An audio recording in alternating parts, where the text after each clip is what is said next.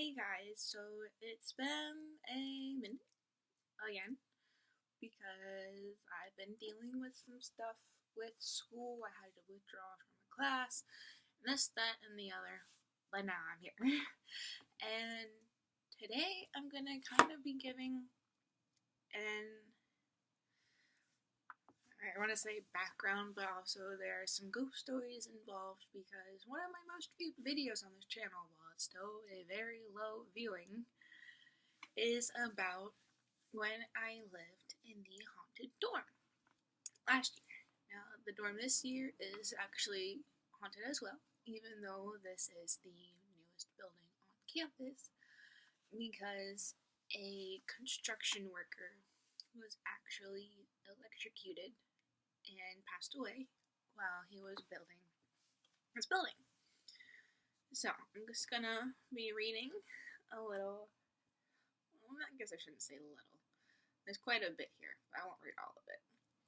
So, backstory to Shepherdstown, West Virginia. Shepherdstown is located in the eastern panhandle of West Virginia in Jefferson County. You know what? We're not gonna go that because there's a lot of this is just about the counties. Jefferson County seems to be one of the most paranormally active, most certainly in the area of Harper's Ferry. Standing in the large shadow of Harper's Ferry ghosts, I imagine that is why there really isn't much written about Shepherdstown ghosts, even though there's a fuck ton.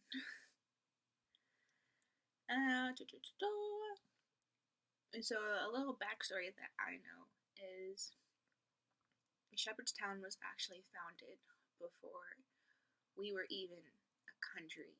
So this place is old. Okay. One of the city's oldest remaining structures is the Yellow House, and that's actually on my school's campus, but we aren't allowed in it. Not only is the Yellow House one of the oldest in the city, but the ghost story told about it may be one of the oldest documented ghost stories in the city as well. The story was mentioned in the university catalog, which I actually read.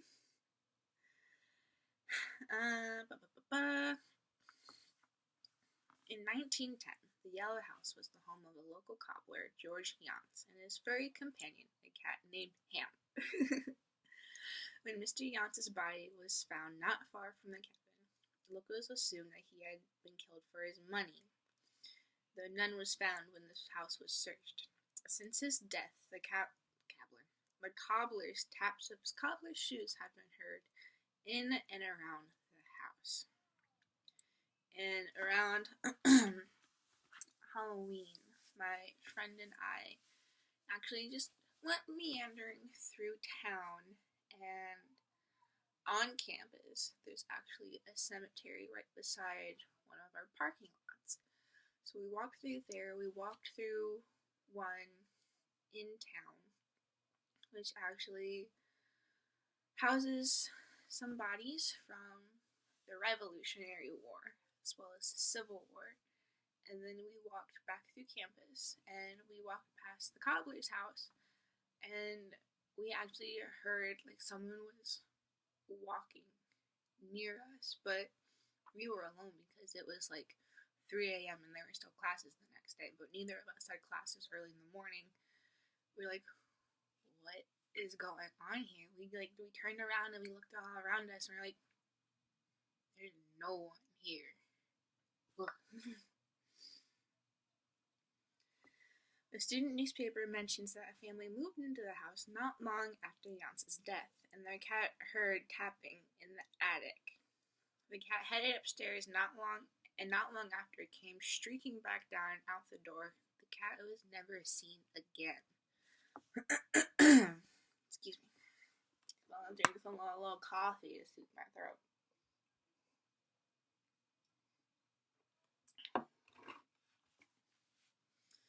The house was built on the site of what was a fort built in the area during the French and Indian War.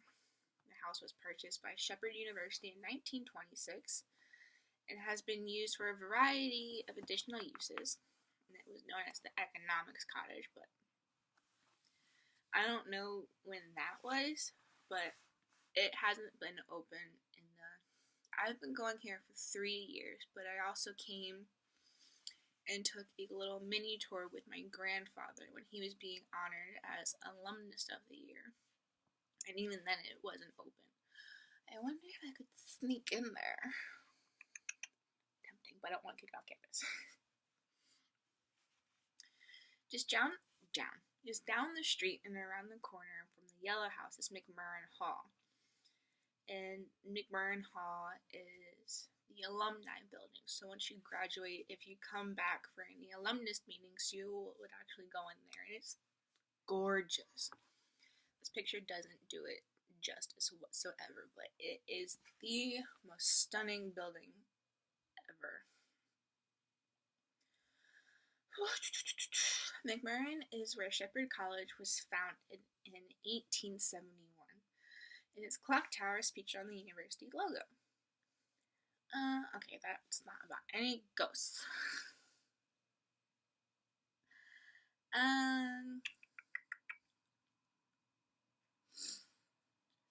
The building was constructed as the town hall by Resin Shepherd, the great-grandson of Thomas Shepherd, the town's founder, and his house is stunning as well. Oh my god.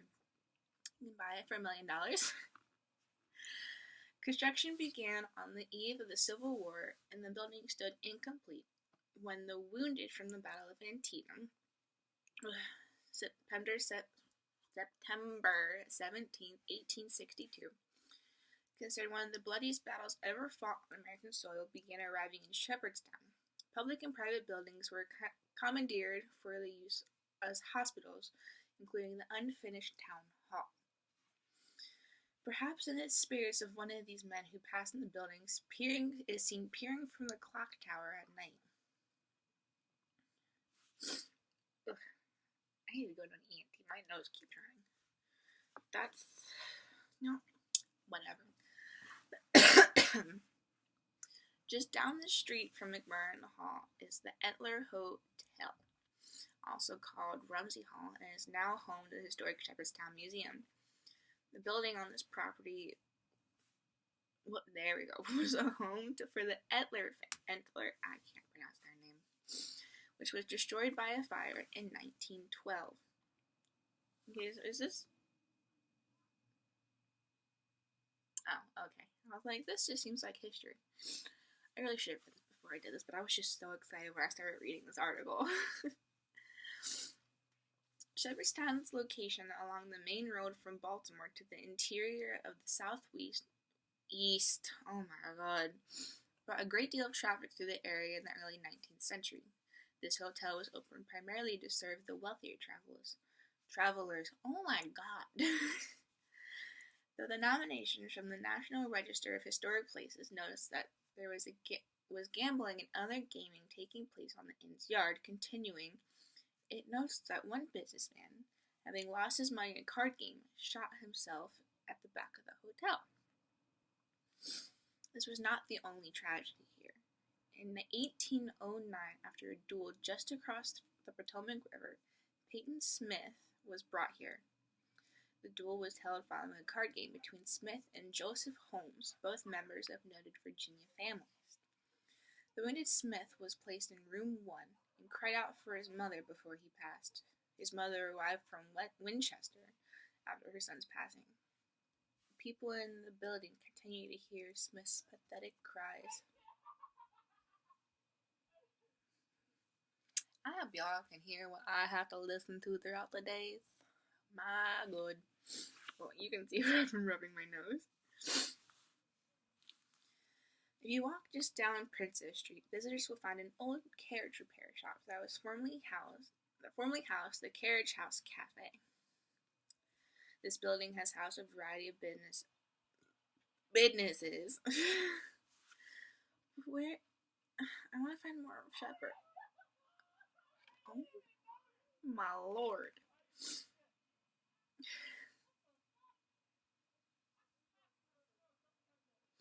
Okay, so I want to tell you guys about, where was it? My very first dorm here. Gardner Hall. Loud ass people. Gardner Hall is the home of Patty the Ghost. Now, after I read this, if it doesn't mention what I think it should have, read this in a while, I'm going to tell you about why there's still activity here. There. Okay, they're gone. Legend has it that Patty was a homecoming queen that lived in Gardner Hall soon after the hall was built. One day, while she was taking a shower, Patty slipped and hit her head, which, God, this building's so noisy, which killed her. She has been known to be seen walking the halls of Gardner. Also, it is said that in order to not upset Patty, the portrait of Mabel Gardner, who haunts her football field, the namesake of Gardner Hall, would need to be hung upside down. If the portrait was ever hung upright, crazy and weird things would happen in Gardner by Patty. It is also said that the night after the homecoming football game, Patty can be seen crossing the football field very late at night. That's the last ghost story I'm going to tell. But Patty lived in room 312 of Gardner, and I learned this while I was in the process of moving into room 312 with my best friend. And people are getting it on above me. My Jesus. And supposedly, during my freshman year, the portrait of Mabel Gardner was out for renovation. It was being touched up and everything, and it wasn't even being hung in the RA office like it was supposed to be. And oh my God, there's our cat hair. So, on top of the portrait not being housed in my building, let alone probably ever even being upside down during renovation, the number plaque that is on the doors was supposed to be turned upside down. But they couldn't do that for some reason. I can't remember why. And so that entire year, before I even moved into room 312, I was in room 103 on the very first floor with this crazy ass bitch. Look at my roommate from Hell video. My God. She and I were just laying in bed and we were talking. And then I rolled over and I was facing her. And we just saw her bottle just inch across the desk. And it fell. And the desk wasn't slanted or anything because we've had things on that desk before. It was kind of like both of our nightstands at night. And nothing had ever moved. And then before I moved into 312, I was packing my stuff, my soon-to-be new roommate ran downstairs and she was like, Paige! I was like, what? Why are you freaking the fuck out? She said, and so did the other people that were in the room with her, that she had this full body mirror because we had mirrors that were built into the doors, but she brought her own. And her flat iron just flew across the room and into her mirror. And then when I was living up there, I came back from class one day, and my roommate had been in class all day because she had consecutive classes, and I had a break between classes. So I came back to take a nap. I opened the door, and she and I left at the same time. So I knew she didn't move it to freak me out. She had a little piggy bank, and it was on top of her desk. But when I opened the door, this creepy ass piggy bank was in the middle of our room. Oh, so fucking creepy. And this is probably so weird to say, but we would see shadows at night, and we would just see little orbs just fly across the room. And then over, was it Thanksgiving break? I think it was Thanksgiving break. Over Thanksgiving break, there was a fire above our room on the roof, only above our room. But now that building is completely offline, nobody lives there. It is simply offices on the basement, and that's it. And no one is expected to be able to live there for another like 9 to 10 years. So crazy shit happens here in Shepherdstown. We don't have a show called The Ghost of Shepherdstown for nothing. So that's it for this video, guys. I will try to be more consecutive, but finals are coming up, so I'm not gonna promise anything. Have a great day, guys. I'll see you in my next video.